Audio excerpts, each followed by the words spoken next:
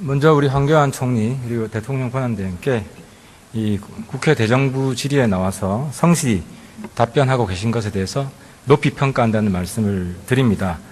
어제 조퇴설도 있었고 또 6시에 이석할 거라는 설도 있었는데 끝까지 이 자리를 지켜 국민들과 활발하게 소통하는 모습은 평가받아야 된다고 생각하고요.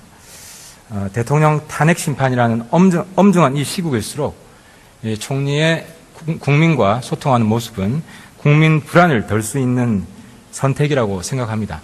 한 가지 아쉬운 점은 국회 출석 이전에 너무 법조항에 치중한 나머지 경직된 모습을 보인 것에 대해서 안타깝게 생각하고 총리께 법맨이라는 거 알고 있습니다. 하지만 기계적인 법치가 아닌 인간적인 법치를 해달라. 인간적인 법치란 국민과 소통하는 법치다 하는 말씀을 드리고 직무정지 중인 박근혜 대통령의 상징처럼 되어 있는 불통이라는 꼬리가 황교안 총리 권한대행 그 시기에는 사라질 수 있도록 해달라. 그것이 국민의 염원일 것이다 하는 말씀을 드리겠습니다. 먼저 현재 대통령이 직무 상태고 청와대에 대한 지휘 통솔 권한이 황교안 대행에게 있죠. 청와대에 대한 청와대 직원들에 대한 지휘 통솔에 관해서는 그런 부분은 좀 달리 생각을 해봐야 되겠습니다만은 제가 대통령의 권한 대행으로 일을 하고 있습니다.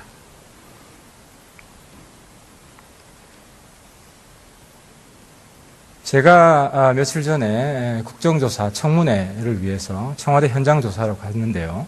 거부당했습니다. 경호실장한테 여쭤보니까 경호실장을 지휘할 수 있는 사람은 총리밖에 없다고 하던데 아닙니까? 경호실장을 지휘할 수 있습니다. 그렇지만 지금 현장에서 일어난 이런 모든 일들을 다 지휘하는 것은 아니고 제가 지휘할 범위의 일들 또 그런 규모의 일들 이런 부분에 관해서 건의가 오면 제 그 지시를 내리고 집행이 되도록 그렇게 하고 있습니다. 국회 요구가 있으면 어떻게 할 겁니까? 국회의 청와대 직원 중에 국회 청문회에 불출석하는 직원이 있어서 국회가 출석을 요구를 하고 있습니다. 근데 청와대 경호실 그리고 비서실이 거부하고 있는데요. 그것을 바꿀 사람이 지금 총리밖에 없습니다. 그때는 어떻게 하실 겁니까? 출석을 할 것인지 여부에 대해서는 1차적으로 당사자의 뜻이 중요하다고 생각합니다. 당사자가 만약 가지 않겠다, 가지 못하겠다, 어렵다라고 한다면 제가 가라고 강제할 수는 없지요. 물론 이제 국정조사에 또 국회에 협조하라는 그런 당부는 할 수 있고 또 그렇게 하겠습니다. 청와대 직원이 청문회에 출석하기 위해서는 연가를 신청해야 됩니까? 그런 절차는 제가 확인을 해봐야 되겠습니다. 화면을 보시면 공가를 신청해야 됩니다. 청문회에 출석하기 위해서는. 그런데 국회가 청문회 출석을 요구한 직후에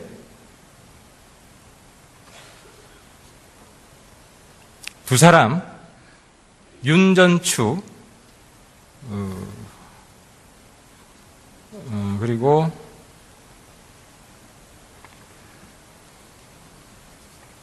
또 한 사람 이름은 좀 이따 말씀드리겠습니다. 두 사람이 연가를 신청했습니다. 그리고 청문회에 나오지 않았습니다. 이영선 또 한 사람. 근데 이 사람들은 대한민국 국민을 경악해 한 사람들입니다. 이영선은 대통령을 잘 모신 게 아니라 최순실의 전화기를 정성스럽게 모신 사람입니다. 윤전추도 헬스 트레이너인데 홍보 민원 업무로 들어갔습니다. 다음 화면. 연가를 신청한 날짜를 보면 청문회 출석 이유가 명백합니다. 그리고 이 연가를 수용한 것이 담당 부서장이라고 합니다. 다음 화면. 또 경악하는 것은 불출석 사유서가 내용이 똑같습니다. 서명자 이름만 다르고 똑같은 내용입니다. 두 사람이 따로따로 작성한 것이 아니라 어떤 배후 세력이 있다는 것을 입증하는 자료입니다. 즉, 이 두 사람은 영가를 내고 부서장이 영가를 허용해주고 도피를 시킨 겁니다. 총리께 요청합니다. 이것은 청문회에 대한 의도적인 회피입니다. 그리고 조직적인 회피입니다. 도피를 시켜준 겁니다. 이 영가를 허용해준 이 부서장 경질을 요구합니다. 또 불출석 사유서를 작성하는 데 도와주고 조직적으로 빼돌린 사람들에 대해서 이 자리에서 조사하겠다고 답변하시고 그 관련자들을 모두 법에 의해 처벌하겠다, 고발하겠다고 말씀해 주십시오.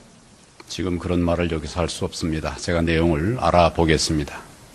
내용은 제가 지금 명백히 주었지 않습니까? 내용을 면밀하게 알아볼 필요가 있는 사안으로 보여집니다. 조사하겠습니까? 안 하겠습니까? 내용을 알아보겠다고 말씀드렸습니다. 그러니까 조사하겠다는 뜻이죠. 내용을 알아보겠다는 말과 조사하겠다는 뜻은 같은 뜻 아닙니까? 꼭 같은 뜻이라고 말할 수는 없고 제가 정확하게 알아보겠습니다.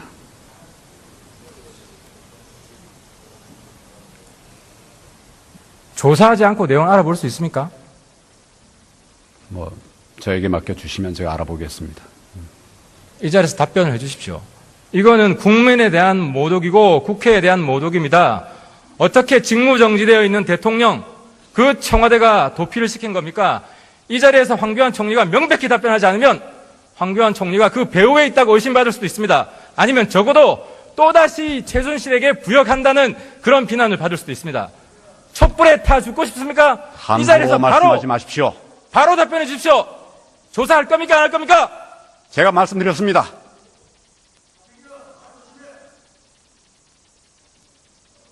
부역이라니요. 부역은 명백히 국민이 요구하는 청문회에 출석하지 않고 도피시킨 세력이 있고 그 증거를 이 자리에서 보여드렸는데 조사하지 않겠다고 말씀하시는 게 지금 대통령 권한대행 청문회 최순실 사건을 성실하게 조사해야 되는 그 책임 있는 대통령 권한대행의 자세라고 생각하십니까? 지금 제가 내용을 알아보겠다고 했습니다. 근데 왜 조사는 아니라고 지금 하십니까? 표현이 다 다른 것으로 저는 이해합니다.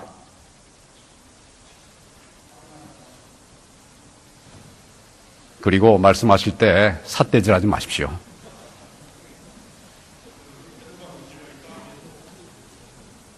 저 삿대질한 적 없고요. 그렇게 하지 분명히 마십시오. 말씀해 주십시오. 예, 조사할 겁니까? 안 할 겁니까? 말씀을 드렸습니다.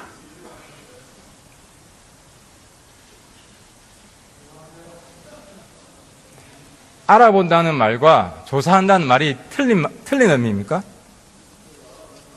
예, 제가 알아보겠습니다.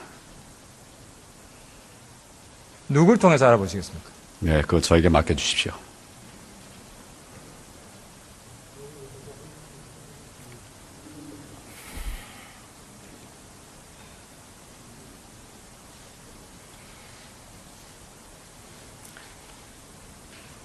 청와대 경호실장이 그날 현장 조사를 거부했습니다.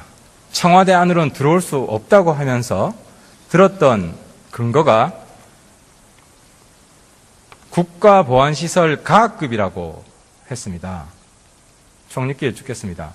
이 대한민국 국회 이 시설은 국가보안시설 몇 급인지 아십니까? 국회를 말씀하시는 겁니까? 전 확인을 좀 해봐야 되겠습니다. 국회도 가급입니다. 그 가급인 국가보안시설에서 우리가 청문회도 하고 대정부질의도 합니다. 그런데 청와대는 똑같은 가급 시설인데 현장 조사가 거부돼야 되는 게 납득이 됩니까?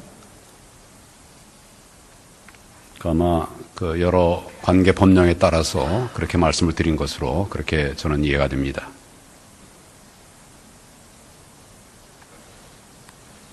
가급 시설인데 국회가 허용이 되면 다른 가급 시설들도 다 허용이 된다. 그건 아니지 않습니까? 법령에 따라서 아마 대처를 한 것으로 알고 있습니다.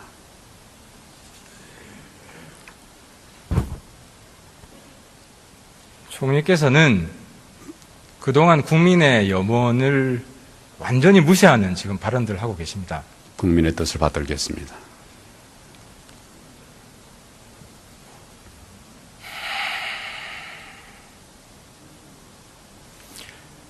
국회가 본회의나 혹은 상임위에서 이 보안시설 들어갈 수 없다는 것을 인정할 수 없으면 수용할 수 없다고 결의를 하면 총리가 성명서를 7일 이내에 발표해야 됩니다. 그러면 보안시설 가급이기 때문에 총리도 그 청와대에 들어가서는 국정조사를 할 수 없다는 데 대해서 동의하는 성명서를 발표하시겠습니까? 제가 알기로는 청와대는 군사시설과 또 군사 보호 시설로서 내부 사항이 노출된다면 국가 안위에 중대한 이익을 현재 해칠 우려가 있는 그런 시설로 알고 있습니다. 청와대 모든 시설이 그렇지 않지 않습니까? 기본적으로 군시설이 있고 군시설 아닌 곳이 있지 않습니까? 기본적으로 그러면 군시설이 아닌 곳은 청와대 방문 현장 조사를 허용할 수 있다는 말이죠. 기본적으로 저는 그렇게 알고 있습니다. 많은 구체적인 요청이 있다면 그런 부분들은 면밀하게 따져 봐야 될 일이라고 생각합니다.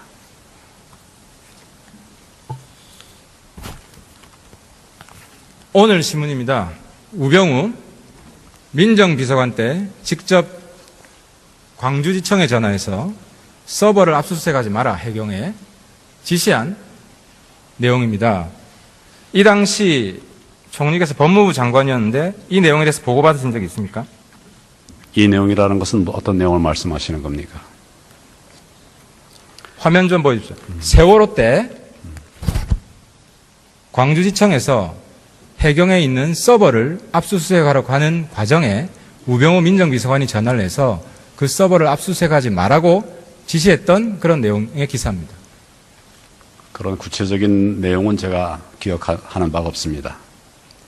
그때 많은 협의가 있었는데, 근데 기본적으로 이제 실무적인 그런 협의가 있고, 저에게는 큰 방향만 얘기하기 때문에, 구체적으로 저는 뭐 어떤 지시가 있었는지 이런 부분은 제가 그 보고를 받지 않은 것 같고 지금 기억이 나지 않습니다. 민정수석실에서 이런 현지 검찰 지청에 압수수색 하라 하지 마라 이런 구체적인 지시를 내리는 것이 적법한 것인가요? 아마 일선청에 바로 하지는 않고 통상은 필요하면 법무부와 협의를 하고 또 일선청에서도 필요한 보고는 이제 법무부에 합니다. 그럼 법무부로 통하지 않고 민정비서관이 직접 전화를 건 것은 적법하지 않은 것이네요. 그런 부분에 관해서는 그 경위를 좀 따져봐야 될 것 같습니다.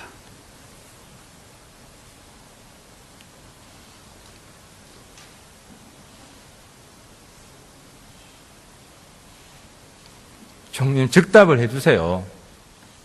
명백한 내용 여기 있지 않습니까? 거듭 말씀드리지만 제가 즉답을 하기 좀 전에 위해서는 법무부를 통하지 않고 직접 전화해서 지시를 내린 것은 적법하지 않다고 제가 이해를 하겠습니다.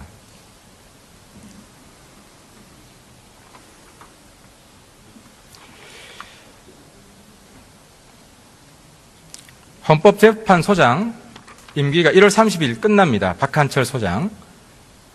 지금 한 달 조금 남았는데요. 다음 소장 준비하고 있습니까? 헌재 소장의 임기는 사실은 이제 임기가 6년입니다. 6년인데 본인이 처음에 이제 헌법재판관이 된 때로부터 6년만 근무하겠다. 처음에 이제 그렇게 얘기를 했었습니다. 그 임기 문제에 관해서는 그 임박해서 아마 본인의 뜻이 있을 것이고 그 판단 뒤에 또 나머지 판단이 이어져야 된다고 생각합니다. 임기가 1월 30일 끝나지 않습니까? 아니, 임기가 본래 헌법재판과 재판장이 되면 그러면 이제 그때로부터 6년이 본래 임기입니다. 본래 임기인데 지금 헌법재판소장은 그 이전에 헌법재판관이 되었습니다. 본인이 이제 그 헌법재판소장이 되면서 내가 앞으로 임기를 다 하지 않고 앞에 헌법재판관 때 처음 시작한 때 그때로부터 6년 그 뒤에 내가 그만두겠다 이렇게 말을 한 것으로 알고 있습니다. 지금 의원님 말씀하시는 1월 말이라고 하는 것은 헌법재판소장으로 취임한 그때로부터 6년이 아니고 그 앞에 헌법재판관이 될 때 이 시점 그때로부터 6년이 내년 1월 30일입니다. 그래서 그 부분에 관해서는 본인이 그 임박해서 다시 의사표명이 있지 않을까 생각합니다. 그럼 본인이 헌법재판소장으로서 6년이 안 됐기 때문에 더 할 용의가 있다면 더 할 수도 있는 겁니까? 지금 법제상에는 헌법재판관의 임기는 6년으로 되어 있습니다. 그리고 헌법재판소장도 마찬가지로 헌법재판관이니까 6년입니다. 근데 지금 취임한 지가 4년 조금 더 지난 것으로 이렇게 생각이 됩니다. 그러니까 2년, 소장으로서 2년기가 더 남았기 때문에 연장될 수도 있다. 이 말씀이죠. 그건 본인이 판단할 일이라고 생각합니다. 본인이 더 하겠다고 하면 할 수 있다. 그럼 새로 임명할 필요가 없네요. 아니, 그 부분에 관해서는 본인이 이제 판단하고, 그 다음에 이제 인사 요인이 생기면 그 부분은 또 그렇게 별도로 판단할 일이라고 봅니다.